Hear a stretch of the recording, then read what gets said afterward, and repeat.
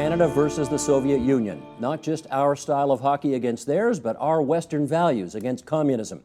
Here to discuss the historic significance of the Summit Series 40 years later, former Member of Parliament Ken Dryden, Hall of Fame goaltender and member of Team Canada. Mike Keenan, NHL coach for 25 years, including a Stanley Cup winner with the New York Rangers in 1994. Bruce Dobigan, sports columnist with the Globe and Mail and author of The Meaning of Puck, How Hockey Explains Modern Canada. Musician Dave Bedini, Saturday columnist with the National Post and author of A Wild Stab for It. This is Game 8 from Russia. And Alex Sprinson, now a news producer with CBC's The National, but 40 years ago, a kid living in Moscow, cheering for the Soviets. Our online producer, Naveen Vaswani, is hosting a Twitter chat right now. Share your memories of the Summit Series or tell us how you think it changed Canada using the hashtag AgendaTVO. And it's great to welcome everybody here around this table for what I think is going to be pretty exciting hour of TV. Game 8, 34 seconds left. You all know what happened. Let's reminisce. Roll tape. Here, at the end of 27 astounding days, there's time for one more moment to define the heart and character of Canadian hockey. Canadian team went into a hot flare, which seemed to be a little unusual. 1:02 left in the game. Stapleton, he cleared to the open wing to Cornwallis. Cornwallis took a shot, the defenseman fell over. Cornwallis has it on that wing. Here's the shot! Henderson made a wild stab for it, fell. Here's another shot, right by the score! Henderson has scored for Canada! Henderson right in front of the net! And the fans of the team are going wild! Henderson right in front of the goal to go! 34 seconds left in the game! An absolute monster over Paul Henderson. 40 years ago tomorrow. Mike Keenan, where were you when that goal went in? I was in Toronto. I was a University of Toronto student playing varsity hockey for Tom Watt, and I was watching very, very intently, like the rest of Canada, waiting to see what the results would be. But I was here in Toronto as a University of Toronto student. Bruce, where were you?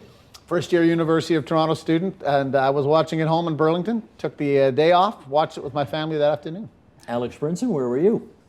I was in the Soviet Union. That's where I was living at the time. I was very disappointed with how the previous two games had ended because it seemed the series was won by the Soviets by that point.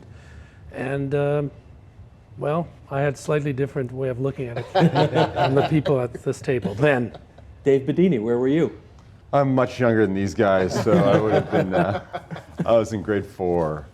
Sort of half uncertain about why my teachers were acting so strange. And it turns out that I met one of them years later, and he admitted that he was hammered. The teachers, they just they couldn't deal with it. Ken Dryden, I think you might be the one guy at this table who I don't have to ask where were you, but I do want to show you some tape. Can we roll this, please? Here's Paul Henderson's goal, and we're going to roll this tape because I don't know that I've ever seen you do this before. There's Henderson after he takes the wild stab at it, which is the title of Bedini's book, and there's the celebration. Phil Esposito, number 7. Oh, who's number 29 with the mask on, and what's he doing there? Ken, what were you doing 200 feet away from your net? That's a good question. All I remember, I don't remember the goal. I do remember somewhere mid-ice. And goalie skates were even clunkier then than they are now. And I can remember the sound of my clunking skates trying to get down the ice. And then finally joining that, that celebration pile. And then I remember being in the middle of the pile and then thinking, it was as if I was just sort of slapping myself in the face. There are 34 seconds to go. I've got to get a hold of myself. And then finding my way back into the net and just thinking, no, don't blow it now. Well, I want to put this quote up because this will sort of steer our discussion for now, because we have heard this expression over and over again, that it was war. And you've all heard Phil Esposito say, I often wondered how you can kill another person in a war and stuff like that, but there's no doubt in my mind that I would have killed to win. And it scares me. That's where I was. Now, other guys think I'm crazy when I say that, and it's easy to think I'm crazy now after 40 years. But let's follow up on that. Ken, did that kind of feeling resonate on that team? I don't know. I mean, I really don't. I think what happened in that series, for me and my part in it, is that I got so, I mean, the first 2 games that I played went so poorly that I was just trying to gather myself up and to try to get my own game back somehow. And I was so into myself that I missed a lot of what else happened in the rest of that series in Moscow. So I'm not a very good judge as to the mood exactly. I mean, I do know the kind of intensity of the mood and the power of the mood. And I remember, I mean, you know, maybe my most vivid memory is of, and I'm sure we'll get to it later, of the 3,000 Canadians. I mean, the 3,000 Canadians in 1972 did not go to Europe, let alone to the Soviet Union. And that kind of feeling and spirit was absolutely there and through all of us. So that much I know. In terms of the rest of it, I'm not so clear. Let me bring you in at this point then, Bruce, because for anybody who's under 40 may not appreciate what the Cold War was all about. You want to situate this series in that time? Well, I mean, one of the things I talk about in my book is the Canada before and after 72. And I mean, we were still a construct of sort of the British Commonwealth and our French ancestors. It was a very traditional view of Canada we had. And we were definitely in with the Americans. We were definitely in with the Brits in terms of the Cold War. And there was that sense of us against them. And a lot of the people, I think, who were watching that series, a lot of those people had experienced the war, had experienced not just the Second World War, but also Korea and some other things. So they had firsthand tangible knowledge of what the war was about. And I think for them, they could envision it in a way that us baby boomers never could. So I know that there were 2 things going on. One, there was the hockey pride, and then there was the national pride. For the first time, I think we also felt that Canada was at the ramparts, and we were the ones who were defending the Western world. And for us, as alone doing that, I think that was unusual. Did you feel that, Mike, at University of Toronto? Playing for the Varsity Absolutely, Blues? and I You can, did. by the way, have a feeling for Ken as a coach and how he was trying to focus on his own job and how you'd miss it. As coaching, you do the same thing. But yes, on campus, as a student, University of Toronto, watching on Yonge Street, standing at stores in the middle of the afternoon, it was definitely something that was really important, not just because of hockey, but because of Canada and who we represented and who we were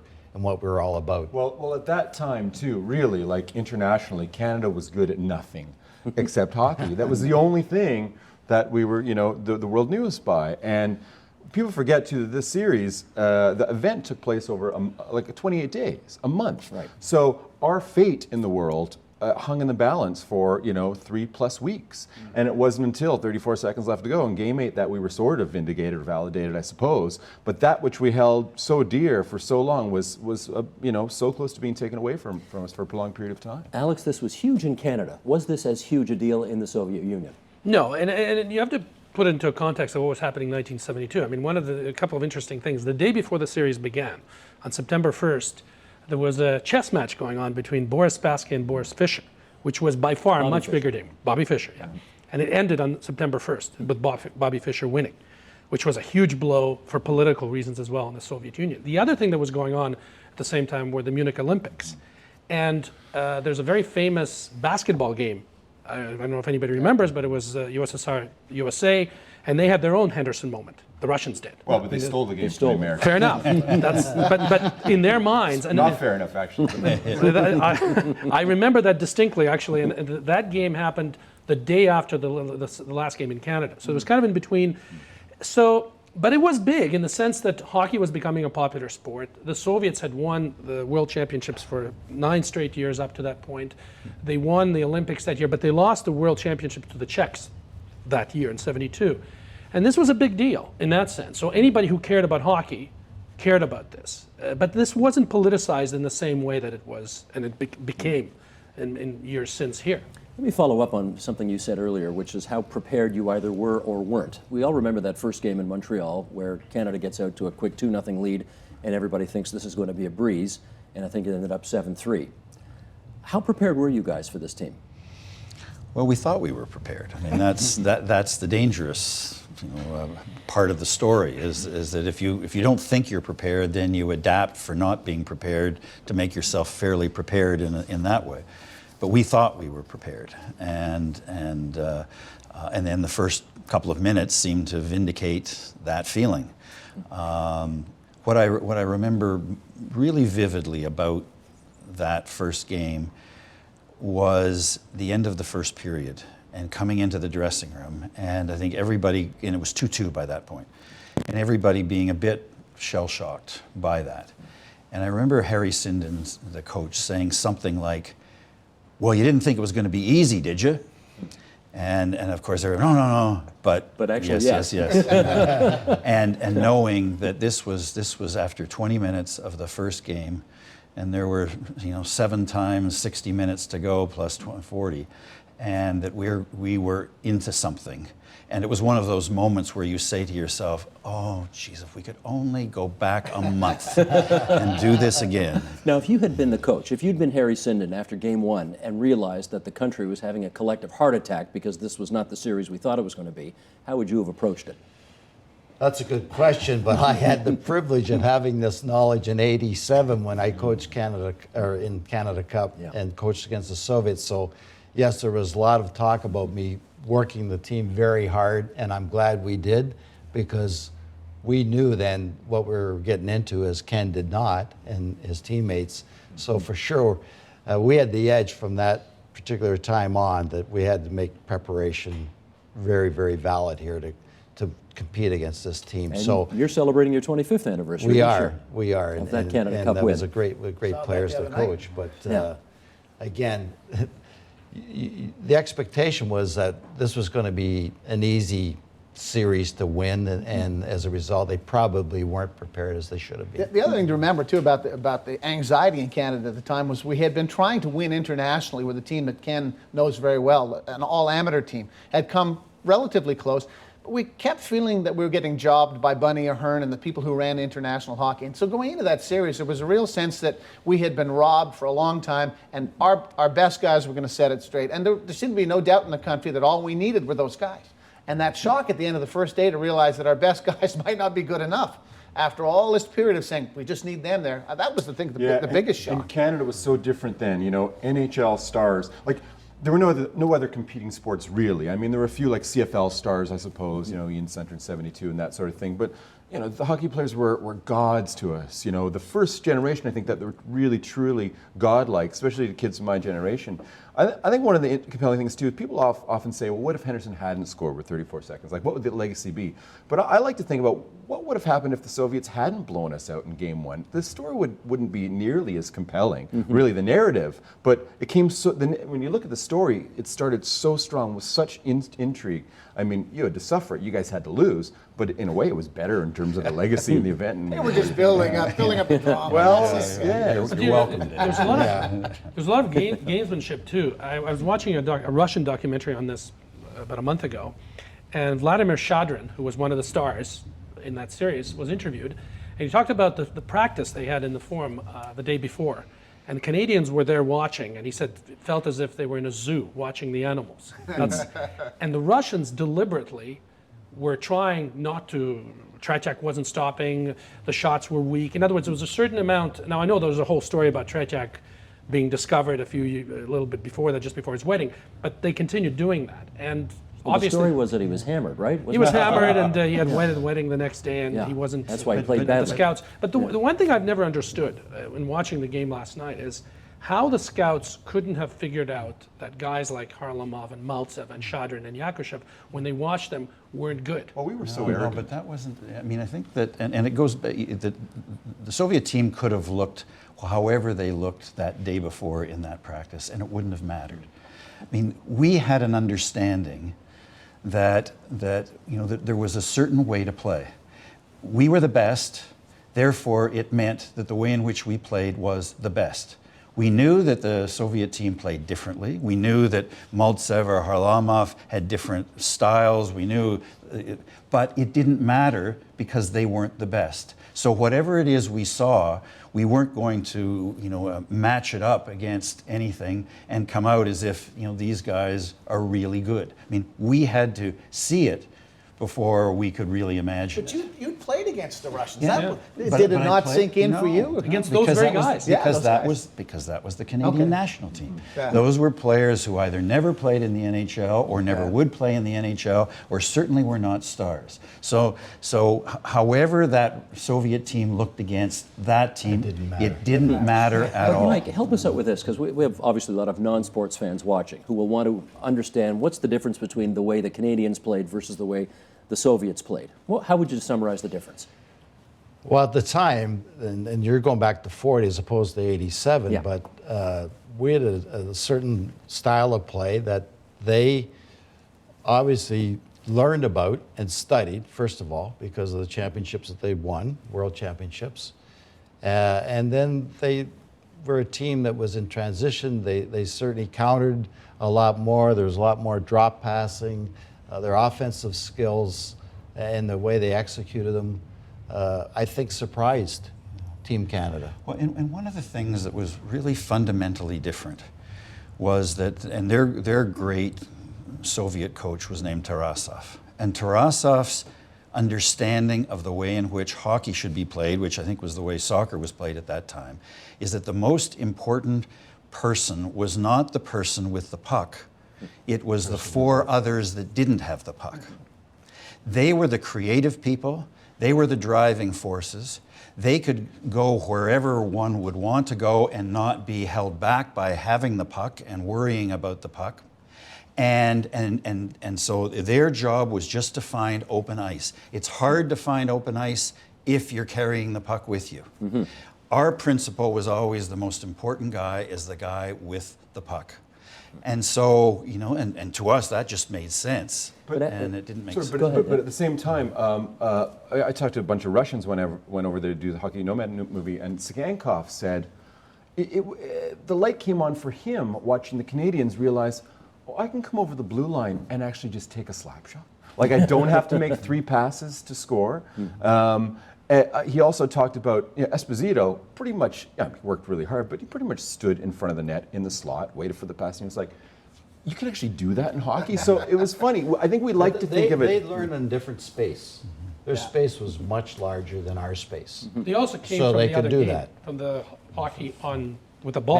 Bandy. Yeah. Which was a very different game. Follow up on that, Alex, because the Russians were not as good at face-offs. They didn't fight. They didn't hit as much as the Canadians. They never dumped it in. And there were a lot of differences in their game that did they come to appreciate They those? skated. They could skate That's like the what they wind. could do. There's no doubt about it. They were extremely good skaters. They were exactly what Ken said. They knew how to pass the puck. They would open up. And when you watch these games, they would even sometimes, which you rarely see even now, when things didn't work out in terms of getting over the blue line, they would just go back and regroup. Tarasov, excuse me for interrupting, indicated there was 4 things that was involved. It was fitness that they managed very well. Mm-hmm. There was individual skill, which they managed very well. There was team play, which they managed very well. But the component they didn't understand was the passionate commitment by a Canadian player to win. As Phil said, I'd kill to win. Mm-hmm. They didn't understand that final component. And that, in the end, is why I believe we won. Let's follow up on that. I want to read another quote here. This is Valery Harlamov quoted in the New York Times, where he said, talking about that famous incident with Bobby Clark when he got the 2-hander over the ankles, I looked into his angry eyes, saw his stick which he wielded like a sword, and didn't understand what he was doing. It had nothing to do with hockey. It had everything to do with hockey. Well, that's our point of departure here for some discussion. The 2-hander on the ankles of Bobby Clark on Harlamov. Gary Bergman in Game 8 nearly took some guy's head off with a 2-hander. Phil Esposito did a number of these things. The Parise thing? J.P. Parise nearly took there were some very, what you might call, dishonorable moments. Let's get into this. Did we win with honor? We won. And we say it's honorable, but there was a lot of certainly contentious moments where we crossed the line in terms of intimidation. But we were intimidated by them to a certain extent as well. And if you watch it closely, and I'll reflect on '87 as well, they were pretty nasty as well in a lot of ways. Well, they kicked and speared. And exactly, and did a lot of things that we wouldn't appreciate in terms of the culture that we had for the game. But certainly that was part of it. I think if Bobby Clark could have taken a poll as he was with the stick above Harlamov's ankle, if he could have taken a poll of Canadians at that time, should I do this or shouldn't I do this? He'd have got the carte blanche. Go ahead, do both ankles probably, because that's the way you felt. You do have to remember, again, the climate of the times and who you were playing. You know, there was a belief in Canada that if we'd actually lost to the Soviets, then, you know, it was within the realm of possibility that they were going to come and conquer our land. It was very real and very palpable because they were the enemy. They were such a threat to us in so many ways. Ken, was there any discussion among the teammates, I don't know, a week or two after the series was over, in which people asked themselves, we won this, but did we really win it the way we wanted to win it? First of all, a week or two after the series, we were back with our teams. Right. So we never saw each other, you know. But no, I think this is a little bit of a tangent from the central path of it.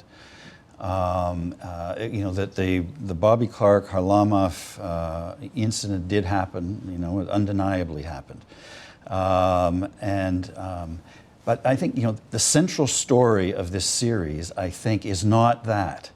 And I think the central story at that time was not that. And not just because we decided to ignore, deny, and the rest of it. The central story was far bigger than those incidents were as part of it.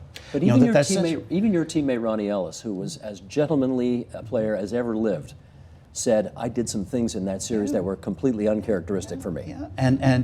But I think that I mean, when you get into Stanley Cup playoffs, Stanley Cup finals, and the rest of it, you know, and that's what, you know, surprised me with Harlamov's quote about the look in Clark's eyes.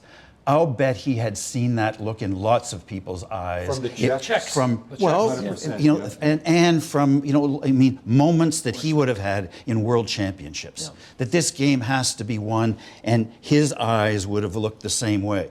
The Bobby Clark eyes were different because he knew the context was different and that he had just been chopped by Bobby Clark. But the central, you know, part of this story, and you went back to the question of being honorable or the rest of it. I think the central part of it was extremely honorable, and the extreme, you know, honorability of the whole thing had to do with that sense of trying and trying and trying and trying, and after having everything being a disaster for so many games into it, and of hanging with it. And hanging with it until the end. And to me, you know, that was the Canadian story of the series. The Soviet start of this part of the story was, I think, it was they proved that you could play another way and play it at the highest level. And we each had very honorable stories that were the central stories, I think, of that series. Did you know, let me follow up with you on this. Did you know, or did the Russian people know at the time, the shenanigans that were going on, some of the nasty stuff that the Soviet authorities were doing to the Team Canada? No, absolutely not. Yeah. But what I was going to say, that the interesting thing is that there's a lot more obsession with the Clark-Harlamov incident in Canada than there has been in Russia over the years. They mention it. Now, the one thing that it gave birth to is an expression which is very similar to Henderson, who scored for Canada. It was the Soviet play-by-play guy who said, this kind of hockey we don't need. It's an expression it's a Russian expression that's now used for all kinds of other things, not just hockey. But when they look back on this, they concentrate on the totality of all this. I mean, the fact that this was a different team, they played a different style, but I don't think that it's ever thought of as something that was dirty or cheating. But did the Russian people know that the Soviet authorities were calling these guys hotel Well, of rooms course at 2 in the morning not. and all of this? Never made profit. Steve, the important thing about the violence, or whatever you want to call it, is that for the first time Canadians saw it in relief against a bunch of guys who weren't doing it the same way. They were playing NHL hockey. We were quite familiar with that style of hockey from the NHL. All of a sudden we saw it in relief against something else, and I think a lot of people in Canada went, as Ken just said, wait, there's another way to play, not just skill-wise, but also in terms of disposition and the passion. This idea of being more passionate than everybody isn't the only way to play hockey. And although it didn't immediately result in a more peaceful game, I think it started the process in our country towards, we don't have to be thugs. We don't have to win that way. We can win just the way the Soviets played against us. I think that's the most important part, the lesson of the violence. Actually, the only excuse that over the years I've heard, whenever there's been an excuse as to why they lost, has been this whole amateur versus professional, which is nonsense. I mean, the Soviets were professionals. They were pros. But formally, they called themselves amateurs, and they had the excuse that these guys, they're pros, they get paid. We have a job as a phys ed teacher, and so we're not quite as prepared. Which in fact was the opposite, because they trained all year round. And they were a team. Of course. They weren't an all-star team brought together for one occasion. They were a team that played together all the time. I think this transcended into the NHL game, though, because the Flyers won 2 Stanley Cups, and it was about the Montreal Canadiens and the Philadelphia Flyers and the style of play. Right. So there definitely was an impact. And the Canadians supposedly purged the Philadelphia style in the same way. Well, it's interesting because Mark Messier was saying the other day about how after that series, I guess Mark was 11 or 12, right after Doug, his dad, started to train him a little differently, started to incorporate a lot of the stuff they'd actually seen during that series. And maybe that's how you end up with Walter Canadians Gretzky to a Oilers, certain right? extent too, in terms of how he taught Wayne. Absolutely. Let's set the lay of the land, remind everybody. This was an 8-game series, 4 games in Canada in 4 different cities, and then 4 games all in Moscow in what was then called the Soviet Union. Canada, Mike, won 1 of the first 5 games. Just 1. Did you think at that point, oh my God, we're going to lose? I didn't think we were going to lose. That thought didn't come through my mind, but I knew we were in deep trouble. However, the response that we saw, and again, Ken alluded to it, our ability, and Tarasov couldn't identify that part of our game. Like, how do they find that fortitude to play and to play through tough situations and to keep coming back and keep coming back until they finally have a solution at the end with 34 seconds. That's what was amazing to them. You would have been the exception, though, Mike, because I think the public behaved we gave up on our team. And there was such negativity. They got booed off the ice in Vancouver. Absolutely. Booed off the ice. I think it was disgraceful in a way. We just completely turtled on our team. And it wasn't until the guys got out of, left Canada thousands of miles away. I don't think it was the players we were angry with. I think we were angry with the media guys who told us, as Ken said, this was going to be a walk. We were mad at the hockey establishment who told us. Players thought it was going to be a walk, though, too. They were a bunch of bums. We saw them and said that they weren't prepared by the guys for the process that they had. I think the anger was more the management and the media and all the guys who'd suckered Canada into thinking this was. No, I don't think there was. The players haven't said that. I don't think there was any thought about we didn't. It was impossible to process because it happened so fast and so dramatically. Well, it was 28 games. Let me ask him. After the 5th game, which was the first game in Moscow, that you guys lost, did you think it was over? I think when you play, you don't think in those terms. I mean, you've got the next game to play. And you as Mike was just saying there, is you can't think that way. I mean, you still have the next. No, you've got to win 3 games to win the matter. series. No, you don't think no. that? What you know is you've got to win the next game. That's what you have to do. Then you have to win the game after that. Once you've won it. Playoffs are the same thing. You're not thinking we're eliminated. No. We're thinking we've got to win this next shift. That's why it's so crushing when you end up. And I remember, with the Leafs. And we were in the conference final, and we lost in overtime to Carolina in a game in Toronto. And I have never in my life felt so empty because right up to the moment that and it's in Toronto, right up to the moment that goal goes in. All you can think about is winning. I mean, that's what the crowd's thinking about. That's the crowd noise. That's the look in people's eyes. That's what you're doing. The puck goes in, and it's over. I mean, it is totally over, and there's no bringing it back. It goes silent, energy's gone, and all the rest of it. But until that moment happens, it's not over. But I can tell you who thought it was over. What's that? I can tell you who thought it was over. The Russians. The Soviets. Yeah. And me. Yeah. And I very distinctly remember that fifth game. I mean, I have a good recollection of the first game, the fifth game, and the last game. And the fifth game, I don't know if you may remember this, Canada was winning by 2 goals. Yeah. And the Soviets came back late in the game, scored. There was a beautiful goal, the one they won with.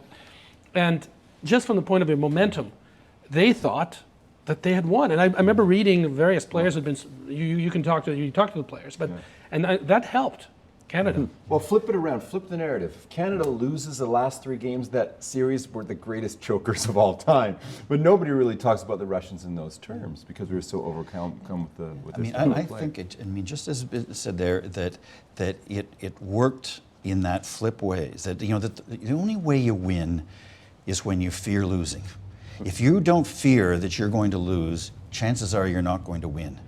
And we didn't fear losing enough at the start of that series, and I don't think the Soviet team feared losing enough after that 5th game in Moscow. Interesting. I don't want to spend a lot of time on this part of the story, but it is part of the story, and we got to spend a few minutes on it. Alan Eagleson put this tournament together. He was the head of the Players Association. He was an agent to many of the players who were playing on that team. There have been Team Canada at 40 celebrations, observances. He has not been a part of much of it. Bruce, do the history on this. What's the complicating factor around Alan Eagleson's participation in all of what's going on right now? Well, one of the things he always told players who participated for Canada was that if they participated, it would increase players' pensions. He made a lot of undertakings about why they're participating. It was going to be on somebody's behalf. Well, at the end of the day, we found out that Alan Eagleson got free airfare from these things. He scammed money from the Players Association. The trust that he built up between himself and those guys was completely shattered by what we found out later about how he'd taken advantage of his position. In 72, was he that guy? Was he finagling everything then? No, I don't think so. I think he was. That came a little bit later. But in retrospect, having him there, to me, would just be the most inappropriate thing. I can't imagine you know, there's a time in which Bernie Madoff was seen as a really great guy for charities, and people said all the money he was directing towards charity. Would you bring him back and celebrate him for those charities now? Well, I don't think so, and I think that would be my analogy for Alan Eagleson. Can you help us understand, Ken, how there are still guys on this Team Canada team who swear by Alan Eagleson and love him to this day, and there are obviously a few others who said, if he's a part of anything, we're not showing up. Explain. Well, I don't know that it needs much explanation. I mean, it's what your own personal experiences are with somebody. And Alan is somebody who generates very strong feelings. And people who have loved him, and there are people who have just hated him. And the complicating factor is this 40th anniversary. And as I wrote in an article, I thought Alan Eagleson could have absolutely diffused the whole thing and handled it appropriately if he had said the players in their initial vote, and that there was probably less than half the team that was there, but those that were there, and when the vote was taken, voted that yes, Eagleson can be part of all of this. Then the emails started, and then it became complicated and contentious and all the rest of it. But all that Alan Eagleson needed to do at that particular point is to say, I am gratified that the players who voted to allow me to take part in these events. You have no idea how important that is to me. That said, I know the kind of division that this causes amongst the team. And because of that, and because this is a team that cannot be divided, then I will not attend these events. All he had to do is to do that, and he would have had everything that he needed to have, and he wouldn't have been the distraction that he was through stories that appeared, early in September in it, which were really unnecessary stories, I thought. But if he'd said that, he wouldn't have been Alan Eagleson. Well, that's part of it, but this is also 40 years later. Sure, I understand. First of all, I worked for him twice in Canada Cups, and I saw no dealings that went on, from my perspective, that look like they were shady. Okay. That being said, did he not negotiate the series with the Soviet Union? Well, he finished the negotiation. One of the unknown heroes. That's in a this very was- important Well, point. one of The unknown series never heroes would in have this- happened without him. Well, what was the CAHA at that time? A guy named Joe Kriska and a lot of people at the CAHA had done years of work getting that thing together. And Alan Eagleson came in and he was the closer for that. So I give him credit for being the closer, but there were a lot of people who had negotiated for a long time to get that, and it had to do with the cancellation. He was huge on the ground during the series. Well, he was on the ground. Yeah, he worked once so it many happened. hats. Huge as it He was was the happening, impresario at the time. Yeah. He had to Like- broker a like- lot of deals with. Like Dave Andy Bedini, he Bohannon. wore a lot of hats. And, Yep. and a lot of things had to happen really fast, with that series. And one of the things that, this is somewhat unrelated to that, but they had to come up with a team jersey design within 24 hours. They had no jersey. They didn't know what it was going to, and they gave it to the ad agency of Vickers and Benson, and they said, give us a jersey by tomorrow. And I don't know about how the rest of you feel, but to me, that has been the best looking Canada jersey Spectacular. that we Absolutely. have ever had. Yep. And that's how that came to pass. And I didn't know that for many years after that. While you have the floor, Ken, I want to ask you about the trip you and several of your teammates took, And Mike? and Mike, to Russia earlier this month to celebrate the 40th anniversary. How was it? Well, it was really good. And as I was saying beforehand, it was a trip that, from my experience, they usually aren't a lot of fun. And this one turned out to be not only not fun, but fun. And so that made it a lot of fun. It was really interesting. And it was interesting in a lot of ways. It was very moving. Like the thing that made it work. Okay, well that is in Yaroslavl, and that was the third place we were. For those who don't know, that's Vladislav Tretiak with And that's you there. Tretiak. And what that says in Cyrillic across is locomotive. That's the name of the team in Yaroslavl. And it was a year to the day after the Yaroslavl locomotive team had crashed, killing everybody on board. And this was a really moving ceremony in the arena, jammed with 10,000 people. And before a game that involved, the Team Canada 87 players and more recent against the Russian players of that same time. And so what was so amazing to watch, before the game, and I can just remember looking back during the anthems, and we were looking back into the crowd and just beyond the glass, and there was this young guy and a girl, and they each had their locomotive banners. And they had tears in their eyes, and the anthems were going, and they were proud, and they were sad, and they were everything, but they were just like this. They were defiant, locomotive, we are Loca. And that was the kind of night that it was. And so, we knew after the game, it was like, we're going to get some banners during this game. And when we go back out onto the ice afterwards, at some moment, all 14 of us, we're going to get our banners and we're going to. Awesome. Mike, what was the highlight for you? Well, just seeing the way that the Russians, first of all, engaged in this celebration of 40 years and 25 years. And as Ken said, they treated us like royalty, but the event itself was so powerful, particularly in recognizing the people that went down in the crash, and I coached 6 of them. And Yeah, we should remind people there were former NHLers who were part of that Yes. team as well.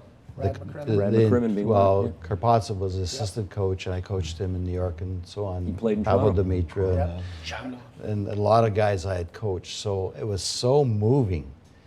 I don't know if I've even witnessed anything like it before. And we've been in a lot of emotional situations. Pelle Lindbergh's death in Philadelphia, for example. Yep. But the passion and the feeling, and it certainly displayed itself in the game.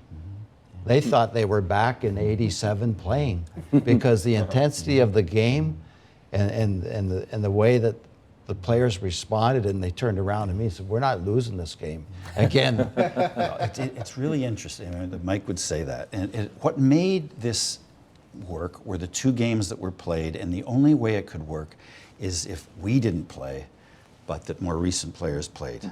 So Wayne Gretzky played, Mark Messier played, Brett Hull played, and a number of other players. For the Russians, it was Bure and Mogilny, Yashin, Fetisov, Larionov. I mean, they had a really good team. So, and happily, it was a fairly balanced. I mean, the games were pretty close. What was the score? Well, it was 7-5. They won the first one, and then 5-4. Yeah, and he won. But the third period, and watching it up from the top of the crowd, and you guys were ahead, I think 4-2 going into the third period, and all of a sudden you could start to feel the intensity of the game picking up, and all of those things that drove you crazy about the Russian players before were driving you crazy now, and you could see it was the same thing, how they were reacting, and all of a sudden it was like a game. Phil Esposito was on the bench with me, and I had to, Phil, settle down. Phil is 70 now, But he was pretty had intense. that passion. He was fired up. He was ready to throw the garbage can, right? It was almost. The one thing, I don't want to get all cynical here, because I'm sure this is completely genuine, but this 40th anniversary has become very politicized in Russia because Vladimir Putin, the president,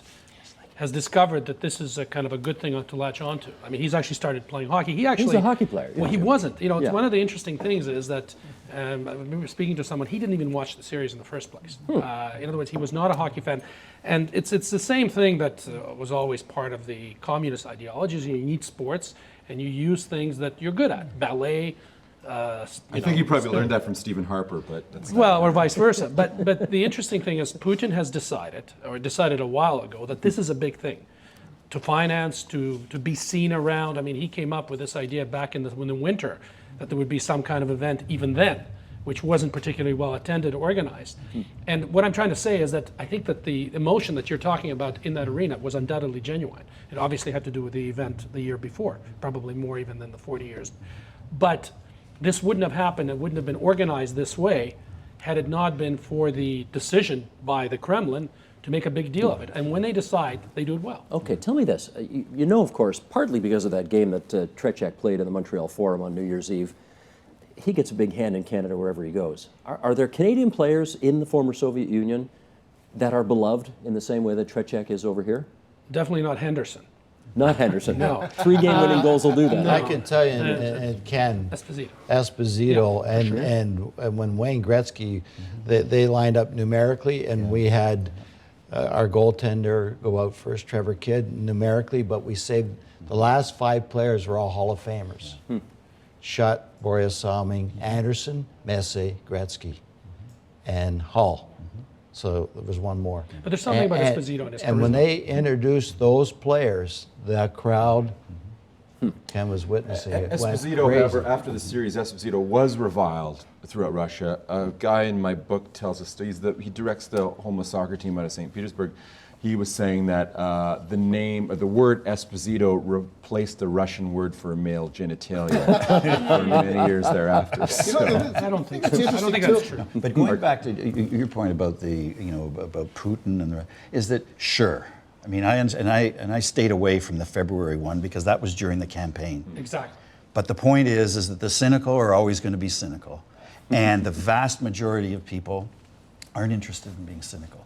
So all of that may have been a part of a backdrop, but in terms of what people were responding to, that wasn't cynical. That was real. The other thing on the eve of this of the series too, one of the things we talked about cynicism was, of course, we couldn't field our best team because the WHA had started, and we weren't No allowed to have Bobby Bobby Hull, J.C. Tremblay, etc. And Bobby Orr was hurt. So one of the narratives that Orr was hurt. One of the narratives going in fact, was not this Canada's pride and all this sort of stuff. It was about, we can't use our best players, and I think that reflected that going into the series. And I did a radio documentary last year where we talked about this. That going into the series, people were still, you're a Habs fan, you're a Leafs fan.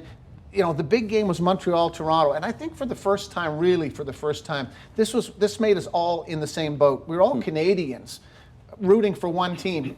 You could always create an argument in Canada because he was a fan of somebody else. And now we were all together in that team. And I mean, the symbolism of Henderson scores the goal and jumps into the arms of a French-Canadian guy at the end. I mean, you couldn't Took a pass from an Italian Canadian. You couldn't exactly. You couldn't have scripted that better. And I think it begins an era of Canada looking on itself internationally in a different way as well. But not only that we can do it, but that we can do it together. And that was a really that was unusual for us. One of the questions as well is